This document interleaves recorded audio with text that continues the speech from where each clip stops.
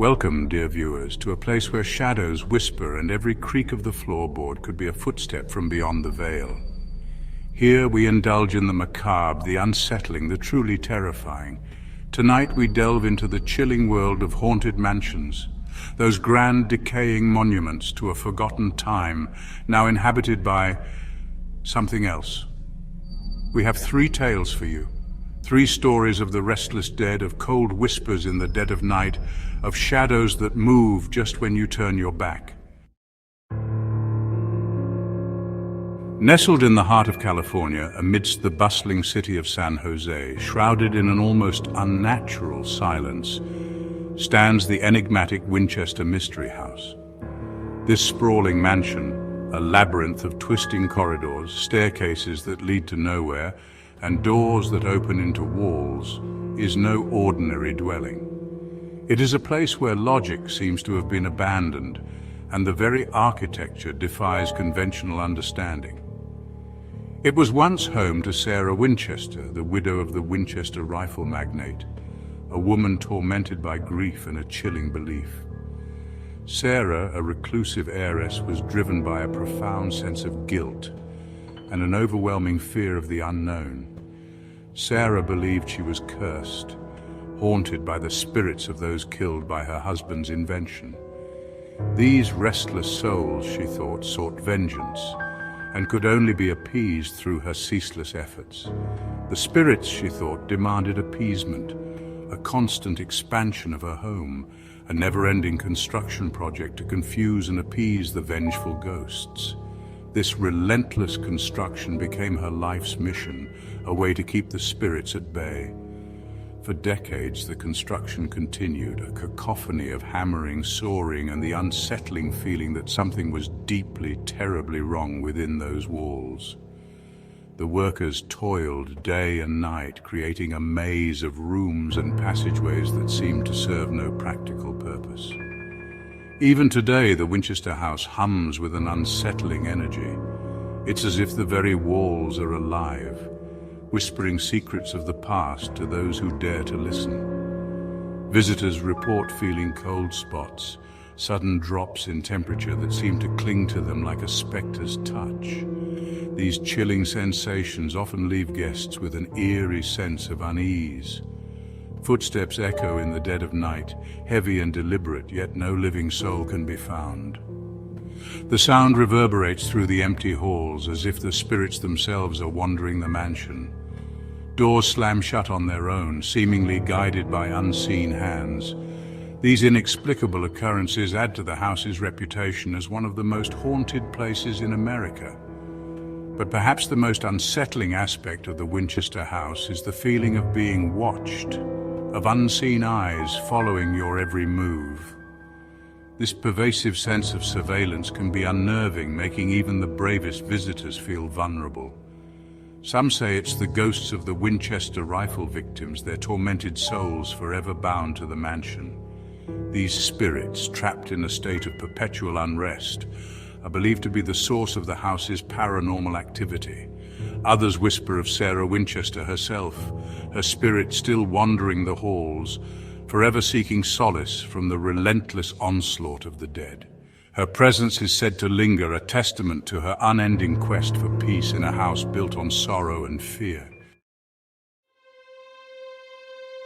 High on a windswept hill in Kentucky, overlooking a landscape that seems to hold its breath, stands the Waverly Hills Sanatorium. This imposing structure, with its Gothic architecture and haunting presence, has long been a subject of fascination and fear. This once bustling tuberculosis sanatorium is now a shell of its former self, its walls echoing with the whispers of the countless souls who met their end within its walls. The peeling paint and crumbling walls tell a story of suffering and despair, a stark contrast to the hope that once filled its halls. Waverly Hills was, in its time, a beacon of hope, a place where those suffering from the debilitating effects of tuberculosis could seek treatment. The sanatorium was equipped with the latest medical technology of the era, and its staff was dedicated to providing the best care possible. But as the death toll mounted, A darkness settled over the sanatorium, a palpable sense of despair that seemed to seep into the very bricks and mortar. The once hopeful atmosphere was replaced by a heavy, oppressive feeling that still lingers to this day. Patients ravaged by disease and consumed by fear told of shadowy figures lurking in the corners of their rooms, of disembodied whispers and chilling screams that echoed through the long, empty corridors at night. These stories have been passed down through the years, adding to the sanatorium's eerie reputation. One of the most infamous stories from Waverly Hills is that of Room 502. This room has become a focal point for ghost hunters and paranormal enthusiasts, all drawn by the tragic tale associated with it. Legend has it that a nurse, driven to madness by the suffering she witnessed, took her own life in that room. Her story is one of many that contribute to the sanatorium's haunted legacy. To this day, visitors report feeling a sense of dread as they approach the room, as if an unseen presence warns them to turn back. Some have even claimed to see the nurse's ghostly figure, her face twisted in anguish. Another chilling tale speaks of a young boy who roams the halls, his laughter echoing through the empty corridors. This spectral child is often seen playing with a ball, a haunting reminder of the lives cut short by the disease. Some say he is the ghost of a child who succumbed to tuberculosis, his spirit forever trapped within the walls of the sanatorium. His presence is both heartbreaking and terrifying, a symbol of the innocence lost within these walls. But the most unsettling presence of all is said to be that of a former nurse, her spirit tethered to the building by the countless deaths she witnessed. Her ghost is often seen wandering the halls, her eyes filled with an unspeakable sadness that seems to reach out to those who see her. Visitors claim to see her spectral figure gliding through the halls, her eyes filled with an unspeakable sadness. This nurse, like so many others, was a witness to the immense suffering that took place within these walls, and her spirit seems unable to find peace. In the heart of North Carolina, amidst rolling hills and manicured gardens, stands the Biltmore Estate, a monument to a bygone era of opulence and grandeur. This sprawling estate, with its majestic architecture and meticulously designed landscapes, is a testament to the vision and ambition of its creator.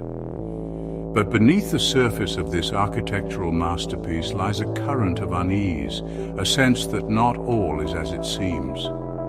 The grandeur of the Biltmore is shadowed by whispers of secrets and mysteries that have lingered through the decades. For the Biltmore, despite its beauty, is said to be haunted by the spirits of its former residents. These tales of hauntings add an eerie layer to the estate's already rich history, drawing curious visitors from all over the world. George Vanderbilt, the visionary behind the Biltmore, poured his heart and soul into the creation of this grand estate. His dream was to create a self-sustaining estate that would stand as a legacy for generations to come. But tragedy struck when George died prematurely, leaving his beloved Biltmore in the hands of his wife, Edith. The loss of George was a devastating blow to Edith, who had shared in his dreams and ambitions for the estate. Edith, heartbroken and adrift in the cavernous halls of the Biltmore, became a recluse, her grief a tangible presence within the mansion walls. The once vibrant halls of the estate now echoed with the silence of her sorrow. Visitors to the Biltmore often report seeing a woman in black, her face obscured by a veil, wandering the halls. This mysterious figure has become one of the most enduring legends of the estate. Some believe it is Edith, her sorrow tethering her to the home she shared with her beloved George. Her presence is felt in the quiet moments, a lingering reminder of the love and loss that once filled these halls. But Edith is not the only restless spirit said to haunt the Biltmore. The estate is a tapestry of ghostly tales, each adding to the mystique and allure of this historic home. There are whispers of a ghostly footman, his spectral form seen in the dead of night, still dutifully patrolling the halls as if awaiting the return of his master. His presence is a haunting reminder of the estate's storied past.